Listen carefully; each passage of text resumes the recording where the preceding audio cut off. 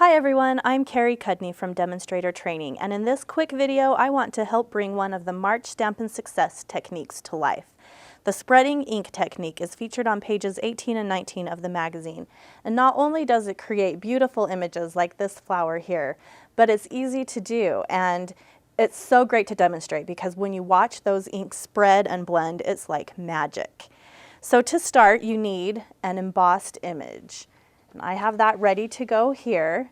You want to choose a line art image like this flower from the Flower Fancy stamp set. It's got a big image with lots of area to color, but it also has that strong outline, so that's what's going to give us the best result. Now to emboss mine, I stamped it in Versamark and then used our white Stampin' emboss powder, but any color of embossing powder will work.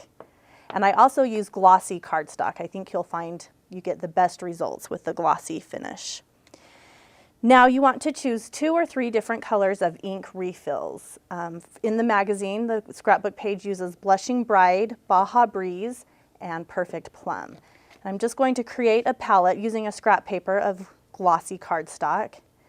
And you just need a drop of each color. Here's our Baja Breeze. Got 2 drops of that one, but that's okay. And then our Perfect Plum. Now to get our image ready, I'm going to use my aqua painter, and I just want to make sure that it is wet. You could also use a spritzing bottle and spritz it. You just want to make sure that you are generous with the water because you want those colors to flow and blend. And I'm going outside the lines because I want to make sure the water is all the way to the line. So I found that this works better. Don't worry about your color going outside the line because that embossing will keep it where it needs to be. All right, now let's add our color. I like to start with the lightest color first, so I'm just going to pick up, just with the very tip, a little bit of my Blushing Bride, and then just kind of dab it on. And can you see that color just spread and give you that beautiful image? And if it's not spreading quite the way you want it to, don't brush it like you would normally but instead just drop a little bit more water on. And that's what's going to give you the look you want. Now I'll kind of brush off and clean off my aqua painter so I can pick up my next color. A little bit of the Baja Breeze.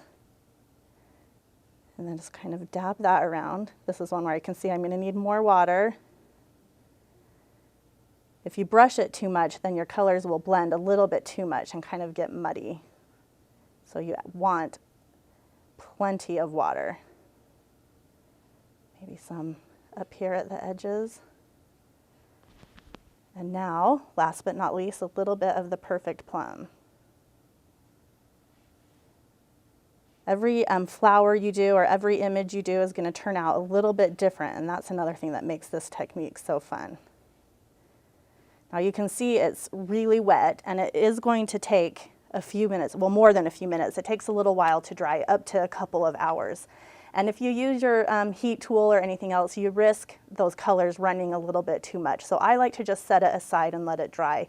If you do this technique in a workshop, it's best to do one ahead of time so you have one that's all dry and ready to show. Here's one that I did before I started. And just after a couple of hours, this is what it will look like. I love that it retains that glossy finish. And it's just such a pretty image. And you can be creative with your color choices. Here's one that I did, kind of a monochromatic look, just using some of our different pinks. And here's one that I did using some yellow and orange and a little bit of old olive.